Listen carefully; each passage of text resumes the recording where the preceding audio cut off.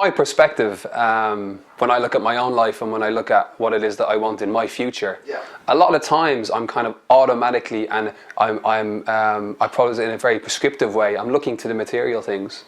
You know, I look to having a big house in London maybe in the future. I look to having a beautiful family. I look to having a beautiful wife, and maybe, you know, I can see her face. And I look to having all of these things outside of me. Maybe I drive that fast town car. You know, maybe I'm going on holidays every couple of months.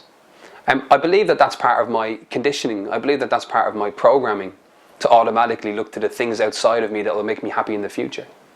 I catch myself doing it sometimes. And when I catch myself doing it, I remind myself that all there really is who I am today, the person that I am right now. I like to take my clients on a journey of figuring out who they are right now. You know, what is it about them that holds value in this world? You know, what is it about them, the wonderful resources they have, that has allowed them to get to where they are today, for example. And if we can tap into those wonderful resources, well, that's when we can create and cultivate happiness right now, right today. We don't have to wait for the big house in the country. We don't have to wait for the beautiful wife and the two gorgeous kids. We don't have to wait for all of these things in order for us to be happy.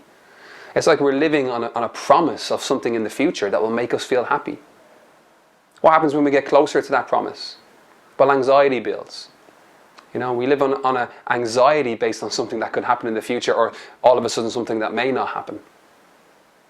What we really want to do is to really focus on who we are today and start creating and cultivating that happiness. Understanding that when we are truly happy in ourselves, well, that's when outside of us all the things start to come together. You know, we start to get in the flow of life. What I find over the years is many people come in, and the inverse of that is equally true for them. They live based on what is the veneer of success.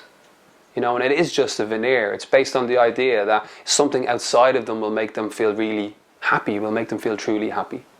It becomes this kind of transactional connection with the outside world. If I do this, I will get that. You know, if I do this, well, there's a promise of something in the future that will truly make me feel good about myself. Now that idea is unrelenting, you know, and it's unsustainable over a period of time. Yes, it can give us those instant and immediate gratifications kind of briefly, but eventually what will happen is striving for this will cause a lot of tension, anxiety and pressure, where eventually I break, I pop.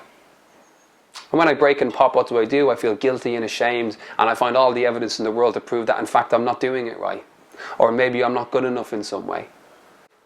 I'm very, very happy. You know, I spend a lot of time cultivating my own happiness.